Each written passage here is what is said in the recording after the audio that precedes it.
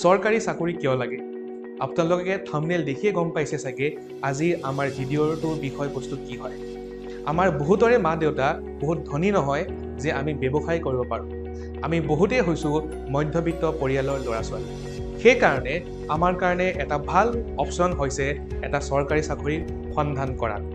এটা চৰকাৰী চাকৰিয়ে আমাক দিয়ে চাকৰিৰ সুৰক্ষা, নিৰ্দিষ্ট দৰমহা, পেঞ্চন আৰু অৱসৰৰ সুবিধা, ভাত্তা আৰু পাৰ্ক, কম কামৰ চাপ আৰু কেৰিয়াৰ বৃদ্ধি।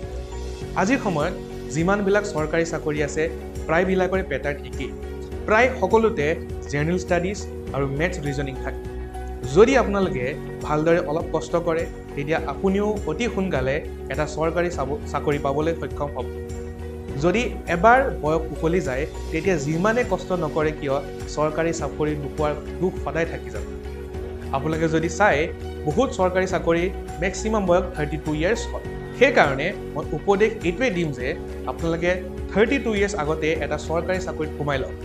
আমি বহুতেই নাজানকৈ বহুত চৰকাৰী চাকৰি আছে যিটো আপোনালোকে কৰিব পাৰিব ইভেন হায়াৰ ছেকেণ্ডেৰী পাছ কৰিয়েই।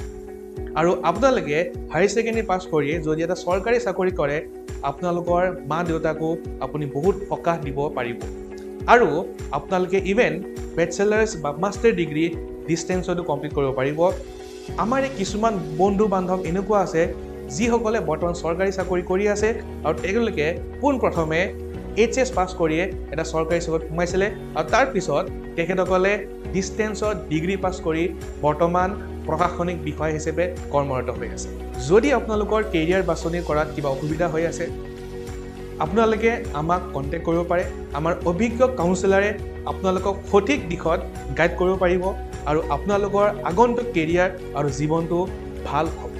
আমি ভাদ্ৰা IAS একাডেমীত APSC, UPSC, SSC, banking, railways, ADRE এই সমূহ কৰ্চেছৰ আমি পাঠদান কৰোৱাওঁ আৰু এই সমূহ কৰ্চেছৰ বৰ্তমান নামভৰ্তি চলি আছে।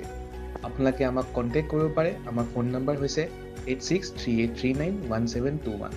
এইবাৰ চৰকাৰী চাকৰি ঘৰে ঘৰে। ধন্যবাদ।